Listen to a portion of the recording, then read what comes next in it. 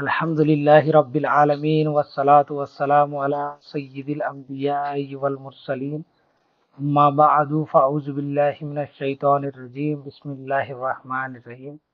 हाजरीन जमात अस्सलामु अलैकुम व रहमतुल्लाहि व बरकातुहू। ఈరోజు రంజాన్ నెల 3వ తారీఖు, అంటే ప్రియ ప్రవక్త సల్లల్లాహు అలైహి వసల్లం గారి యొక్క పవిత్ర పుత్రిక అయినటువంటి బీబీ ఫాతిము జహరా రది అల్లాహు తఆలా అన్హా గారు విశాల్ చెందినటువంటి రోజు, అంటే ఇహలోకం వీడినటువంటి రోజు. ఈ సందర్భంగా ఆమె జీవితం నుంచి కొన్ని విషయాలు తెలుసుకునేటువంటి ప్రయత్నం చేద్దాం. బీబీ ఫాతిము జహరా రది అల్లాహు తఆలా అన్హా గారు ప్రియ ప్రవక్త సల్లల్లాహు అలైహి వసల్లం గారు ప్రవక్త పదవిని ప్రకటించక మునుపు ఒక రివాయత్ ప్రకారం 5 సంవత్సరాల ముందు, మరొక రివాయత్ ప్రకారం 2 సంవత్సరాల ముందు జన్మించారని తెలుస్తుంది. అంటే అప్పటికి ప్రవక్త గారికి 35 సంవత్సరాలు ఉన్నాయి. ఈమె బీవీ ఖదీజతుల్ కుబ్రా రది అల్లాహు తఆలా అన్హా గారి యొక్క గర్భాన జన్మించడం జరిగింది. ఈమెకు కొన్ని బిరుదులు ఉన్నాయి. అసలు పేరు ఫాతిమా. దీన్ని ముహమ్మద్ సల్లల్లాహు అలైహి వసల్లం గారు పెట్టడం జరిగింది. ఇక తర్వాత ఆమె యొక్క బిరుదుల గురించి వస్తే సయ్యదతున్ నిసా అలల్ ఆలమీన్, అంటే సర్వలోకాల్లోనూ స్త్రీలకు నాయకురాలు, ఉత్తమమైన మహిళ అని చెప్పేసి బిరుదులు వస్తాయి. అదేవిధంగా కరీమత్ తరఫైన్ అనేది కూడా ఆమె యొక్క బిరుదు. అంటే ఒకవైపు హుసేని సాదాత్ మరియు ఒకవైపు హసనీ సాదాత్, ఈ రెండిటి కూడా ఎవరు కారణము అంటే అది ఫాతిము జహరా రదియల్లాహు. మరొక దాని ప్రకారం కరీమత్ తరఫైన్ అంటే 2 తరఫుల నుంచి ఉత్తమురాలు అని. ఒక పక్క తండ్రి తరఫు నుంచి ఉత్తమురాలు, ఒక పక్క భర్త తరఫు నుంచి కూడా ఉత్తమురాలు. ఇంకా దాని తర్వాత ఈమె యొక్క బిరుదు ఉమ్ముల్ హసనైన్ అని, అంటే హసన్ మరియు హుసైన్ యొక్క తల్లి గారు అని. అదేవిధంగా ఈమె యొక్క బిరుదు సయ్యదతున్ నిసా అహ్లల్ జన్న, అంటే స్వర్గంలోని స్త్రీల యొక్క నాయకురాలు అని. ఎవరైతే స్వర్గంలో ప్రవేశిస్తారో స్త్రీలు, వాళ్ళందరికీ సయ్యిదాగా, నాయకురాలిగా ఈమె ఉంటుంది. ఎందుకంటే ప్రవక్త సల్లల్లాహు అలైహి వసల్లం గారు ఈమెకు ఆ శుభవార్తను ఇవ్వడం జరిగింది. ఇంకా ఈమె యొక్క బిరుదుల్లో అల్ బతూల్ అనేది కూడా ఒకటి ఉంది, అంటే కన్యా అని. అర్ రాదియా అంటే అల్లాహతల సమ్మతి గలది, అంటే అల్లాహతల ప్రసన్నం చెందినటువంటి మహిళ అని కూడా వస్తుంది. అదేవిధంగా అల్ మర్జియా కూడా వస్తుంది, అంటే అల్లాహతల నచ్చినటువంటి మహిళ అని. ఎందుకంటే అల్లాహతల 4 స్త్రీలను ఈ ప్రపంచంలో అందరికంటే ఎక్కువగా ఉత్తములుగా అల్లాహతల చెప్పడం జరిగింది. దాన్ని ప్రవక్త సల్లల్లాహు అలైహి వసల్లం గారు మనకు తెలియజేశారు. ఆ 4 ఉత్తమ స్త్రీలు ఎవరయ్యా అంటే, ఒకరు మరియం బిన్తె ఇమ్రాన్, ఎవరైతే ఈసా అలైహిస్సలాం గారి తల్లి గారు ఉన్నారో వారు. తర్వాత రెండవ వారు బీవీ ఖదీజతుల్ కుబ్రా రది అల్లాహు తఆలా అన్హా గారు, అంటే ప్రవక్త సల్లల్లాహు అలైహి వసల్లం గారి యొక్క మొదటి భార్య మరియు ఫాతిమా గారి యొక్క తల్లి. మూడవ వారు బీవీ ఫాతిము జహరా రది అల్లాహు తఆలా అన్హా గారు. నాలుగవ వారు బీవీ ఆసియా జౌజతు ఫిరౌన్, అంటే ఫిరౌన్ భార్య అయినటువంటి బీవీ ఆసియా. ఈ 4 కూడా ఉత్తమ మహిళలు. ఈ హదీస్ మనకు మిష్కాత్లో దొరుకుతుంది మరియు తిర్మిజీలో దొరుకుతుంది. అదేవిధంగా ఈమె గల మరో పేరు అల్ మైమూనా, అంటే దీవించబడినది అని, అల్లాహతాలా చేత దీవించబడినది అని. అదేవిధంగా అల్ అజ్జకియా, అంటే దోషము లేనిది, పవిత్రమైనది అని. ఈ విధంగా బీవీ ఫాతిము జహరా రది అల్లాహు తఆలా అన్హా గారికి యొక్క పేర్లు చాలా ఉన్నాయి. ఈమె తన బాల్యాన్ని ప్రియప్రవక్త సల్లల్లాహు అలైహి వసల్లం గారు మరియు తల్లిగారైనటువంటి బీవీ ఖదీజా తమ యొక్క సోదరుల చెంత మక్కాలో గడపడం జరిగింది. ప్రియప్రవక్త సల్లల్లాహు అలైహి వసల్లం గారు ప్రవక్త పదవిని ప్రకటించిన తర్వాత మక్కాలో అనేక కష్టాలు ఎదుర్కోవడం జరిగింది. అనేక సార్లు ప్రవక్త సల్లల్లాహు అలైహి వసల్లం గారు మక్కాలోని కుఫర్ యొక్క కాఫిర్ యొక్క ఖురేషీలతో అనేక మాటలు పడడం జరిగింది. ఆ మాటలన్నింటినీ కూడా బాల్యంలో బీవీ ఫాతిమా రది అల్లాహు తఆలా అన్హా గారు వినడం జరిగింది. అయినప్పటికీ ప్రియప్రవక్త సల్లల్లాహు అలైహి వసల్లం గారిని ఆమె చాలా ప్రేమించేది, అమితంగా అభిమానించేది. ప్రవక్త సల్లల్లాహు అలైహి వసల్లం గారి యొక్క కష్టాన్ని చూసి భరించలేకపోయింది. బుఖారీ హదీస్ ఒకటి ఉంటుంది. ప్రియ ప్రవక్త సల్లల్లాహు అలైహి వసల్లం గారు ఒకసారి కాబతుల్లా దగ్గర నమాజ్ చేస్తూ ఉంటారు. ఆయన సజ్దాలో మునిగి ఉండగా ఈ అబూ జహల్ మరియు అతని స్నేహితులు కొంతమంది ప్రవక్త సల్లల్లాహు అలైహి వసల్లం గారి పైన వంట యొక్క ప్రేగుల్ని తెచ్చి ఎవరు వేస్తారు అని వాళ్ళు పందెం వేసుకుంటారు. అప్పుడు ఉక్బా బిన్ అబీ ముయీత్ అనేటువంటి ఒక దుర్మార్గుడు ప్రవక్త సల్లల్లాహు అలైహి వసల్లం గారిపై ప్రవక్త సల్లల్లాహు అలైహి వసల్లం గారిపై ఆ ఒంట యొక్క పేగుల్ని తెచ్చి ఆయన సజ్దాలో ఉన్నప్పుడు వేస్తారు. ఆ బరువుకి ప్రవక్త సల్లల్లాహు అలైహి వసల్లం గారు సజ్దా నుంచి బయటికి రాలేరు. ఏ ఒక్కరూ కూడా అది బయటికి తీసేద్దాం అనేటువంటి ధైర్యం కూడా చేయరు. ఇబ్నే మసూద్ అక్కడే ఉంటారు. నాకు గనక ధైర్యం ఉంటే నేను ఆ రోజు ప్రవక్త సల్లల్లాహు అలైహి వసల్లం గారికి సహాయం చేసేవాడిని అని చెప్పేసి అంటారు. ఈ విషయం తెలిసి ఫాతిమా పరుగున అక్కడికి వస్తారు. అప్పటికి ఆమె వయసు కూడా పెద్దగా ఏముండదు, మహా అయితే 10 సంవత్సరాలు ఉంటాయేమో.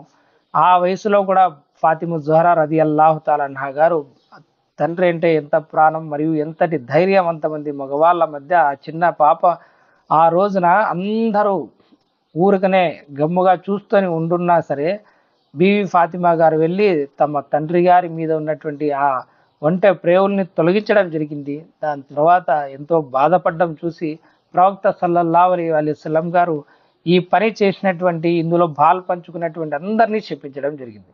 అందులో అబూ జహల్ ఉన్నాడు, ఉత్బా బిన్ అబీ రబా ఉన్నాడు, షైబా ఉన్నాడు, ఇబ్నె రబీ ఉన్నాడు, వలీద్ బిన్ ఉత్బా ఉన్నాడు, ఉమయ్యా బిన్ ఖల్ఫ్ ఉన్నాడు, ఉక్బా ఉన్నాడు, తర్వాత ఉమారా ఇబ్నె వలీద్ ఉన్నాడు. వీళ్ళందరిపై ప్రవక్త సల్లల్లాహు అలైహి వసల్లం గారు శాపం విధించడం జరిగింది.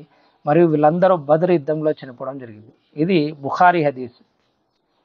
కాబట్టి ఈ రకంగా ధైర్యంగా సత్యం కోసం తండ్రి గారి కోసం నిలబడడం అనేది ప్రవక్త సల్లల్లాహు అలైహి వసల్లం గారి యొక్క పుత్రికకు అది జన్మతహా లభించిందని చెప్పేసి మనం చెప్పుకోవచ్చు.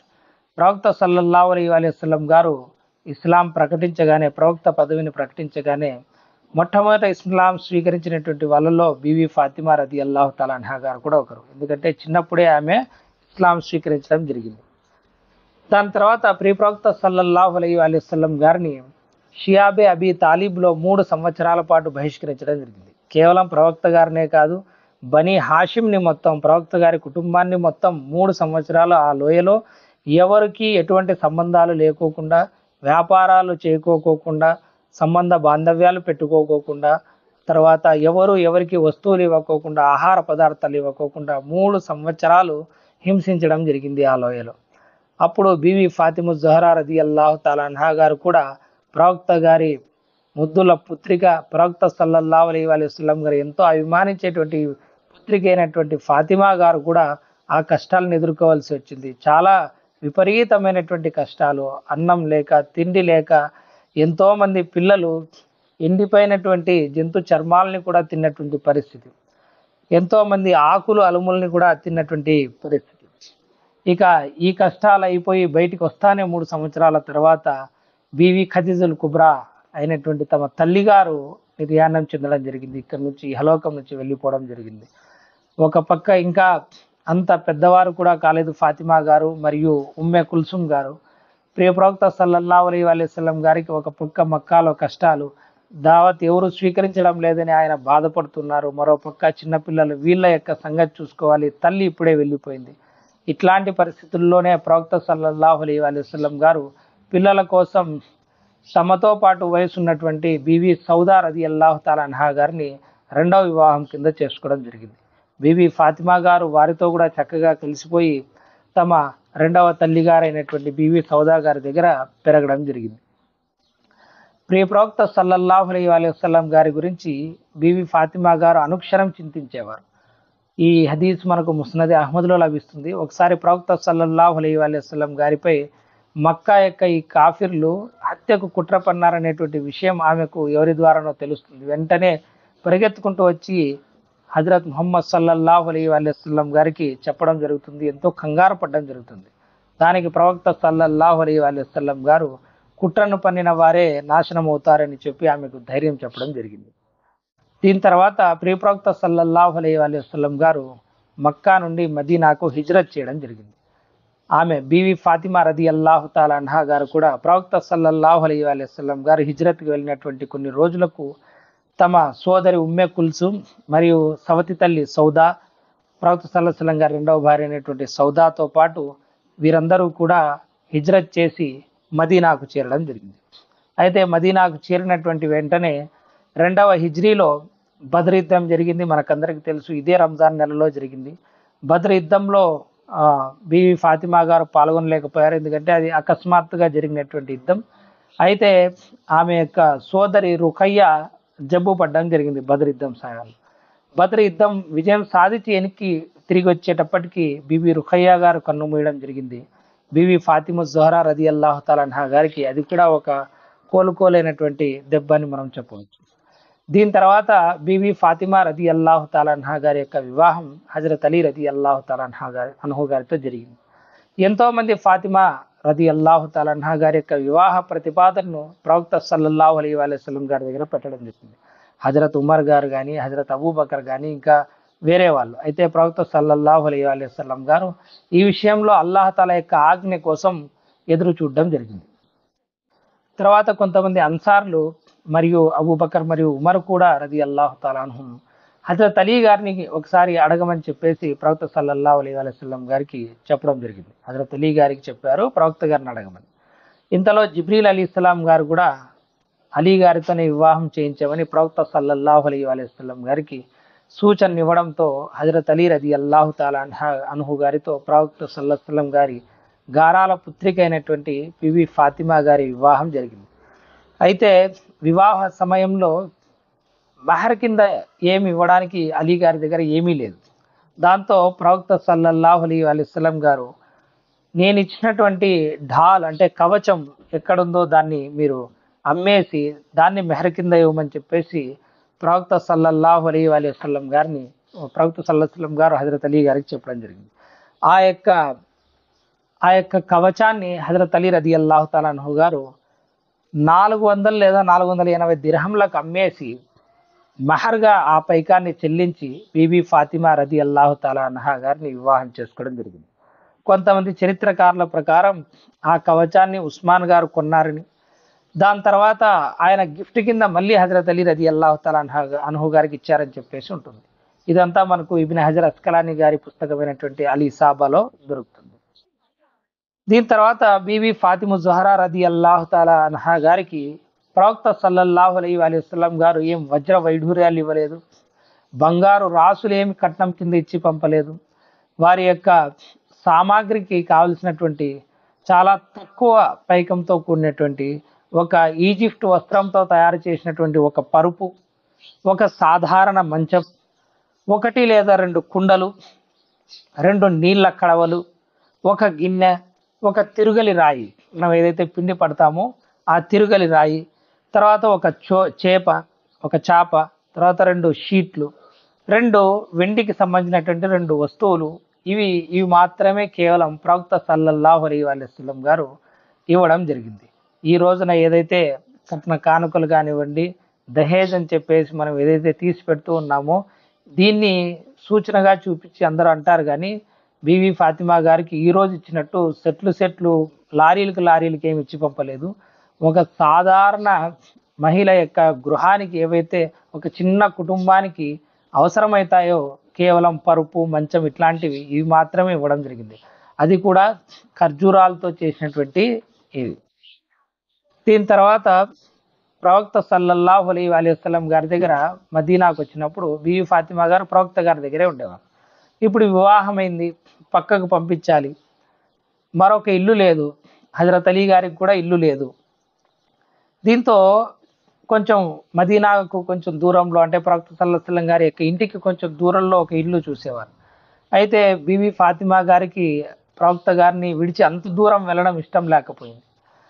ప్రవక్త సల్లల్లాహు అలైహి వసల్లం గారి దగ్గర ఆ ఇంటికి దగ్గరలోనే కొన్ని ఇల్లు ఉండేవి, ఒక అన్సార్ వ్యక్తికి సంబంధించినటువంటి.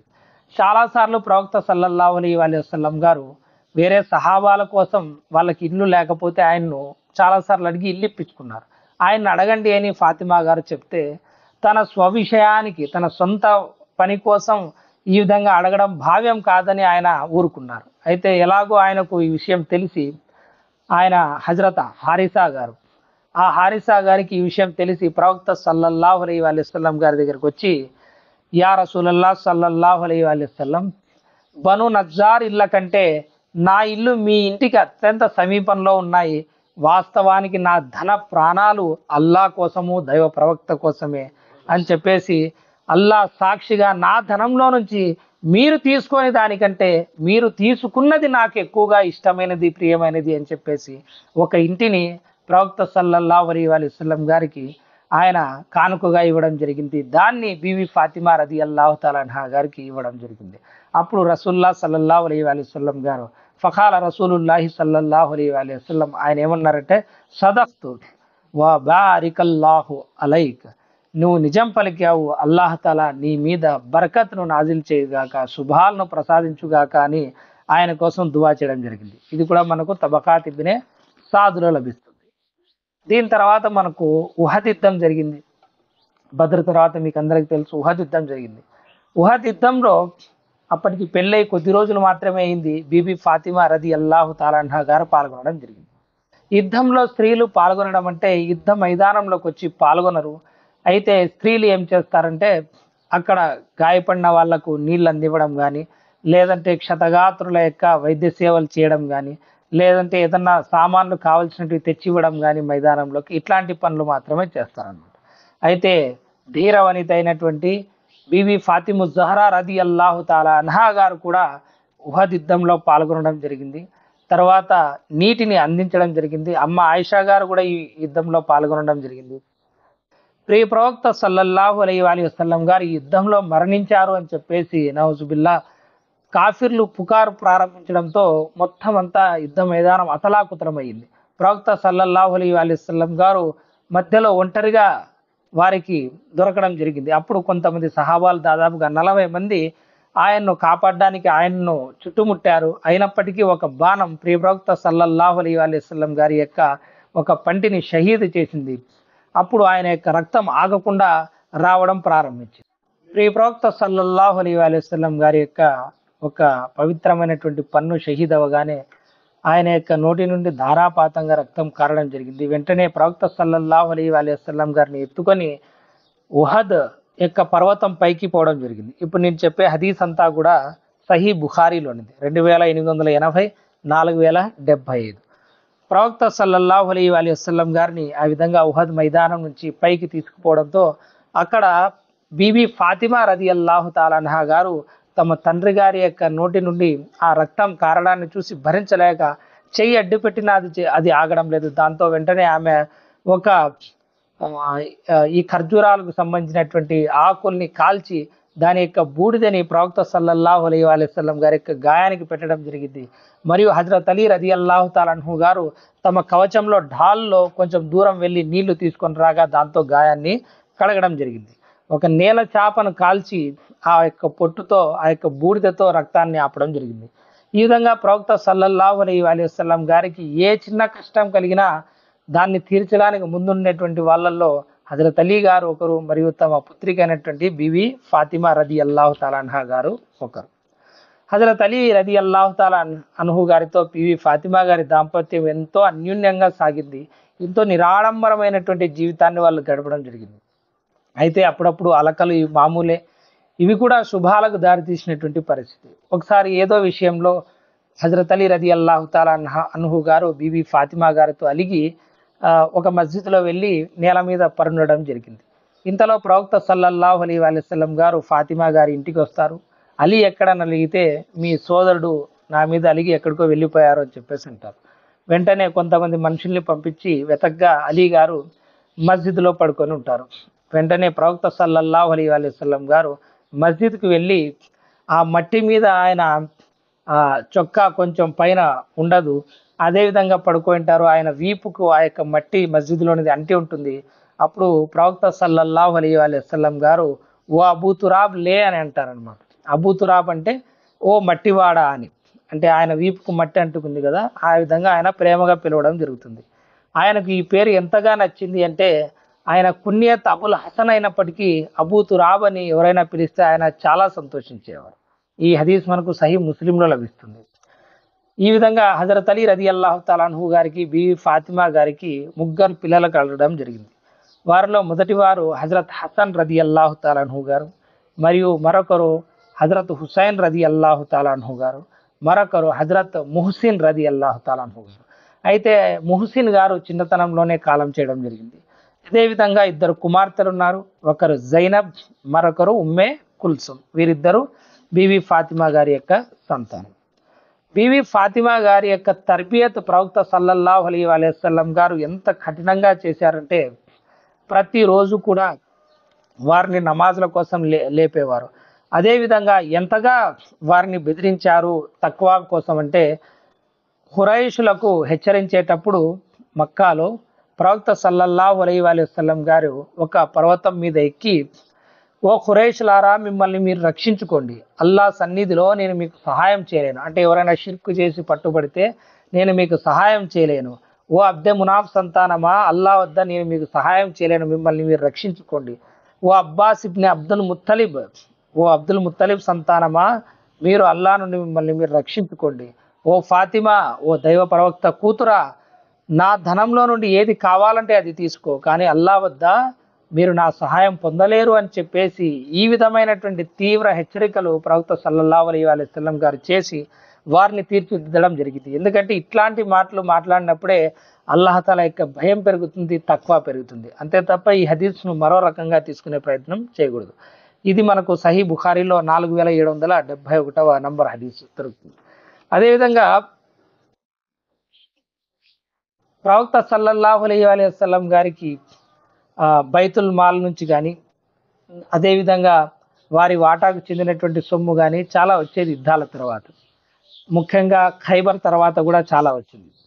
కానీ ఏ రోజు కూడా కూతురికి ఇట్లాంటి ధనం నుంచి పంచడం కానీ ఆభరణాలు తొలగించడం కానీ ఏ రోజు కూడా ప్రవక్త గారు చేయలేదు. ఎందుకంటే స్వర్గపు స్త్రీల నాయకురాలు ఇక్కడ కూడా ఒక నాయకురాలిగా, ఒక రాణిలాగా ఉంటే అది ప్రజలు ఎవరు కూడా ఒప్పుకోరు అన్నమాట. దీనికి సంబంధించి ఒక ఉదాహరణ చూడండి. అల్ ముస్తద్రక్ లిల్ హాకింలో ఒక హదీస్ ఉంది. ప్రవక్త సల్లల్లాహు అలైహి వసల్లం గారు ఒకరోజు ఇంటికి వచ్చేసరికి ప్రవక్త సల్లల్లాహు అలైహి వసల్లం గారి పుత్రిక అయినటువంటి బీవీ ఫాతిమా జహరా రదియల్లాహు తఆలా అన్హా ఒక హారాన్ని తొడిగేసి ఉంటారు, లేదా ఒక కంకణాన్ని ధరించి ఉంటారు. ప్రవక్త గారు అడుగుతారు, ఈ కంకణం ఎక్కడిది అని చెప్పేసి, ఈ హారం ఎక్కడిది అని. దానికి మీ సోదరుడు అంటే మీ వరుసకు సోదరుడైనటువంటి హజరత్ అలీ అంటే నా భర్త దీన్ని కానుగ్గా పంపడం జరిగింది అని అంటారు. అప్పుడు ఆయన యమన్కు గవర్నర్గా వెళ్ళి ఉంటారు. ప్రవక్త సల్లల్లాహు అలైహి వసల్లం గారు ఏమంటారంటే, ఎంత కఠినమైనటువంటి మాట అంటారంటే, దైవ ప్రవక్త కూతురి మెడలో అగ్ని గొలుసు ఉందని ప్రజలు చెప్తే నీకు నచ్చుతుందా ఓ ఫాతిమా అని అంటారు. అల్లాహు అక్బర్ కబీరా. అంటే ప్రవక్త సల్లల్లాహు అలైహి వసల్లం గారు ఎక్కడి నుంచి చేయించారో దీన్ని, ఏమేమి అనుమానాలు ప్రజలకు వస్తాయో ఫాతిమా గారు బంగారు ఆభరణాన్ని ధరించారని తెలిస్తే అని చెప్పేసి ప్రవక్త సల్లల్లాహు అలైహి వసల్లం గారు ఈ మాట అనగానే ఆమె బజారుకు వెళ్ళి ఆ హారాన్ని అమ్మేసి ఒక బానిసను కొంటుంది. ఒక బానిసను కొని సేవ చేయించుకోదు, ఆ బానిసకు స్వేచ్ఛ కల్పిస్తుంది. సుభానల్లా సుభానల్లా. ఇది ముస్తదరక్ లిల్ హాకింలోని హదీస్. ఈ విధంగా ప్రవక్త గారు ఆమె యొక్క తర్బియత్ని చేయడం జరిగింది. సరే, బంగారు లేదు, ఇల్లు సొంతం ఇల్లు లేవు, కట్న కానుకలు ఏమి ఇచ్చింది లేదు, పోనీ ఏమైనా ఆమెకు సేవ చేయడానికి బానిసలనైనా ఇచ్చారా అంటే మషూర్ హదీసు, చాలా అత్యంత ముఖ్యమైనటువంటి హదీస్, బుఖారీ హదీస్ ఒకటి చెప్తాను వినండి. బీవీ ఫాతిమా రదియల్లాహు తఆలా అన్హా గారు ఇంట్లో తిరగలిని తిప్పేవారు, పిండి ఆడిచ్చేవారు. దాంతో ఆమె యొక్క చేతులకు బొబ్బులు కూడా వచ్చేవి.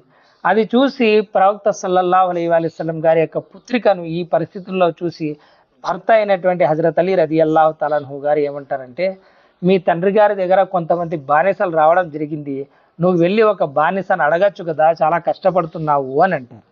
దానికి బీవీ ఫాతిమా జహరా రదియల్లాహు తఆలా అన్హా గారు ప్రవక్త సల్లల్లాహు అలైహి వసల్లం గారి దగ్గరికి వెళ్ళి జరిగిందంతా చెప్పి ఒక బానిసను, ఒక పనివాళ్ళని ఇవ్వమని చెప్పేసి అడుగుతారు. దానికి ప్రవక్త సల్లల్లాహు అలైహి వసల్లం గారు, ఓ ఫాతిమా, ఒక బానిస కంటే మేలైనటువంటి కానుకను నీకు ఇవ్వనా అంటారు. ఇవ్వండి ఓ ప్రవక్త అంటారు. దానికి ప్రవక్త సల్లల్లాహు అలైహి వసల్లం గారు నిద్రపోవడానికి ముందు 33 సార్లు సుబ్హానల్లా, 33 సార్లు అల్హమ్దులిల్లా, 34 సార్లు అల్లాహు అక్బర్ అని చెప్పేసి చదువుకో, ఇది ఒక బానిస కంటే ఎంతో ఉత్తమమైనది అంటారు. సుబ్హానల్లా. ఒక బానిసను కూడా ఇవ్వలేదు, కానీ స్వర్గపు స్త్రీల నాయకురాలు. ఇక్కడ ఏమీ ఉండదు, కానీ మన స్త్రీలు ఏ విధంగా తయారయ్యారో మీరు ఒక్కసారి చూసుకోవాలి ఫాతిమా గారి సీరత్ నుంచి. ఈ తస్బీని ఏమంటారంటే తస్బీహతే ఫాతిమా అంటారు. ఫాతిమాకి ఇచ్చినటువంటి కానుక మనందరికి కూడా ఆమె ఇవ్వడం జరిగింది. తర్వాత ప్రియ ప్రవక్త సల్లల్లాహు అలైహి వసల్లం గారితో పాటు బీబీ ఫాతిమా జహరా రదియల్లాహు తాలా అన్హా గారు హజ్ యాత్రలో పాల్గొనడం జరిగింది. బీబీ ఫాతిమా గారి గురించి హజరత్ ఆయిషా రదియల్లాహు తాలా అన్హా గారు అంటున్నారు, ముస్లిం మహిళల్లో ఫాతిమా అనేక విధాలుగా ప్రతిభావంతురాలైనటువంటి మహిళ. ముహమ్మద్ సల్లల్లాహు అలైహి వసల్లం గారి యొక్క అనునయుల్లో ఫాతిమా కన్నా ఎక్కువ సత్యనిబద్ధత గల స్త్రీని నేను చూడలేదు. ముహమ్మద్ సల్లల్లాహు అలైహి వసల్లం గారి యొక్క అలవాట్లలో, పోలికల్లో, మాట్లాడడంలో కానీ, నడవడంలో కానీ బీబీ ఫాతిమా రదియల్లాహు తాలా అన్హా గారు తండ్రిని పోలి ఉండేవారు. అంటే ప్రియ ప్రవక్త సల్లల్లాహు అలైహి వసల్లం గారిని పోలి ఉండేవారని అమ్మ ఆయిషా గారు చెప్పారు. సొంత వారికి ప్రవక్త గారి యొక్క భార్య చెప్పడం జరిగింది. ముహమ్మద్ సల్లల్లాహు అలైహి వసల్లం గారు ఆమె ఇంటికి వచ్చినటువంటి ప్రతిసారి, ప్రవక్త గారి ఇంటికి వచ్చినటువంటి ప్రతిసారి బీవీ ఫాతిమా గారి కోసం తండ్రి అయినటువంటి ముహమ్మద్ సల్లల్లాహు అలైహి వసల్లం గారు లేచి నిలబడి ఆమెకు స్వాగతించేవారు మరియు ఆమె యొక్క నుదుటన ముద్దు పెట్టుకునేటువంటి వారు. అదేవిధంగా ఎక్కడికి వెళ్ళినా సరే బీబీ ఫాతిమా రదియల్లాహు తాలా అన్హా గారిని ఆఖరణ కలిసి వెళ్ళేవారు. మరియు ఏ ప్రయాణం నుండి తిరిగి వచ్చినా సరే బీబీ ఫాతిమా రదియల్లాహు తాలా అన్హా గారిని మొట్టమొదట కలిసి వచ్చేవారు. ఇదే విధంగా ప్రవక్త సల్లల్లాహు అలైహి వసల్లం గారికి బీబీ ఫాతిమా మీద ఎంతటి ప్రేమ ఉందంటే ఆయన అన్నారు, ఫాతిమతు బద్ అతుం మిన్ని, అంటే ఫాతిమా నా యొక్క శరీరంలోని భాగం. ఆమెను ఎవరైనా బాధ పెట్టారంటే వారు నన్ను బాధ పెట్టినట్టే అన్నారు. మరొక రివాయత్ ప్రకారం, ఇంతకుముందు చెప్పినది ఇది బుఖారీ రివాయత్, మరొక రివాయత్ బుఖారీదే. ప్రవక్త సల్లల్లాహు అలైహి వసల్లం గారు అన్నారు, ఫఇన్నమా హియ బద్ అతుం మిన్ని, ఆమె నా శరీరంలోని భాగం. ఆమెను కష్టపెట్టినటువంటి ఏ విషయమైనా సరే నన్ను కష్టపెడుతుంది, నాకు బాధ కలిగిస్తుంది. ఆమెను బాధ పెట్టినటువంటి ఏ విషయమైనా సరే నన్ను బాధ పెడుతుంది అని ప్రవక్త సల్లల్లాహు అలైహి వసల్లం గారు చెప్పడం జరిగింది. అదేవిధంగా ఫాతిమా రదియల్లాహు తాలా అన్హా వచ్చేసి అహ్లె బైత్లో ఒకరు. అహ్లె బైత్ ఎవరంటే అల్లాహ్ తాలా ఖురానే కరీంలో వాళ్ళ గురించి, నిశ్చయంగా అల్లాహ్ మీ నుండి మాలిన్యాన్ని తొలగించి మిమ్మల్ని పరిశుద్ధులుగా చేయగోరుతున్నాడు అని చెప్పేసి సూరతుల్ అహజాబ్లో అల్లాహ్ తాలా చెప్పడం జరిగింది. ఈ అహ్లె బైత్లో ప్రవక్త సల్లల్లాహు అలైహి వసల్లం గారి యొక్క సతీమణులు వస్తారు. అదేవిధంగా ఒకరోజు ప్రవక్త సల్లల్లాహు అలైహి వసల్లం గారు ఒక నల్లటి దుప్పటి తీసుకొని బయలుదేరారు. ఇంతలో హజరత్ హసన్ రదియల్లాహు తాలా అన్హు గారు వచ్చారు, ఆ దుప్పటిలో ఆయన్ను చేర్చుకున్నారు. తర్వాత హుస్సేన్ రదియల్లాహు తాలా అన్హు గారు వచ్చారు, అందులో ఆయన్ను చేర్చుకున్నారు. తర్వాత ఫాతిమా గారు వచ్చారు, ఆమెను అందులో చేర్చుకున్నారు. తర్వాత అలీ రదియల్లాహు తాలా అన్హు గారు వచ్చారు, అందులో వాళ్ళందరినీ చేర్చుకొని ప్రవక్త సల్లల్లాహు అలైహి వసల్లం గారు ఈ ఆయతే తత్హీర్, అంటే అహ్లె బైత్కు సంబంధించినటువంటి సూరతుల్ అహజాబ్ అయినటువంటి ఈ ఆయతను చదవడం జరిగింది. ఈ విధంగా ఫాతిమా గారు అహ్లె బైత్లో ఉన్నటువంటి వ్యక్తి. అదేవిధంగా ప్రవక్త సల్లల్లాహు అలైహి వసల్లం గారికి క్రైస్తవులు ఎన్నో రకాలుగా వాళ్ళు మునాజరా చేసి వాదించి గెలవలేనటువంటి పక్షంలో ఆఖరికి ముబాహిలాకు పిలవడం జరిగింది. అంటే ఎవరు సత్యవంతులో ఒకరి మీద ఒకరు లానత్ చేసుకుందాం అని చెప్పేసి పిలవడం జరిగింది. అప్పుడు అల్లాహ్ తాలా ఖురాన్ కరీంలో తెలియజేశాడు, సూరా ఆలే ఇమ్రాన్ 61వ నంబర్ ఆయతులో మేరే ప్రవక్త సల్లల్లాహు అలైహి వసల్లం గారికి అల్లాహ్ తాలా తెలియజేయడం జరిగింది, రండి మేము మరియు మీరు కలిసి మా సంతానాన్ని మీ సంతానాన్ని పిలుస్తాము అని చెప్పేసి అల్లాహ్ తాలా తెలియజేయడం జరిగింది. దాంతో ప్రవక్త సల్లల్లాహు అలైహి వసల్లం గారు ఆ ముబాహిలాకు ఎవరిని తీసుకొచ్చారంటే హజరత్ అలీ గారిని, ఫాతిమా గారిని, హజరత్ హసన్ గారిని, హజరత్ హుసైన్ గారిని తీసుకొచ్చారు. ఇక్కడ అల్లాహ్ తాలా మీ స్త్రీలు అంటే ప్రవక్త సల్లల్లాహు అలైహి వసల్లం గారి యొక్క భార్యలను తీసుకొని రాలేదు, ప్రవక్త సల్లల్లాహు అలైహి వసల్లం గారి యొక్క కూతుర్ని తీసుకొచ్చారు. మీ పుత్రులు అంటే ప్రవక్త సల్లల్లాహు అలైహి వసల్లం గారి యొక్క పుత్రుల్ని తీసుకొని రాలేదు, హసన్ హుసైన్ని తీసుకొచ్చారు. అన్ఫుసనా అన్ఫుసకం, మీరు స్వయంగా రండి అంటే ప్రవక్త సల్లల్లాహు అలైహి వసల్లం గారు వచ్చారు మరియు హజరత్ అలీ రదియల్లాహు తాలా అన్హు గారిని తీసుకురావడం జరిగింది. దీంతో ఫాతిమా గారు ఏ విధంగా ప్రవక్త సల్లల్లాహు అలైహి వసల్లం గారికి ప్రియమైన వారో మనం తెలుసుకోవచ్చు. ఇక ప్రియ ప్రవక్త సల్లల్లాహు అలైహి వసల్లం గారు ఇహలోకం వీడేటప్పుడు బీవీ ఫాతిమా జహరా రదియల్లాహు తాలా అన్హా గారు ఎంతో బాధపడ్డారు. ఆయన అనారోగ్యానికి గురై ఇహలోకం వీడడానికి దగ్గరగా ఉన్నప్పుడు ఒకరోజు ప్రియ ప్రవక్త సల్లల్లాహు అలైహి వసల్లం గారి దగ్గరికి ఫాతిమా గారు వచ్చారు. ఫాతిమా గారు రావడం చూసి ఆమెను స్వాగతించి ఆమెను కూర్చోబెట్టుకున్నారు. తర్వాత ప్రవక్త గారు ఆమె చెవిలో ఏదో చెప్పారు. అది విన్న తర్వాత బీబీ ఫాతిమా గారు ఏడవడం ప్రారంభించారు. తర్వాత మళ్ళీ చెవిలో ఏదో చెప్పారు. దాంతో ఫాతిమా గారు నవ్వడం ప్రారంభించారు, సంతోషించడం ప్రారంభించారు. ఇదంతా చూస్తున్నటువంటి అమ్మ ఆయిషా గారికి ఏం జరుగుతుందో అర్థం కాలేదు.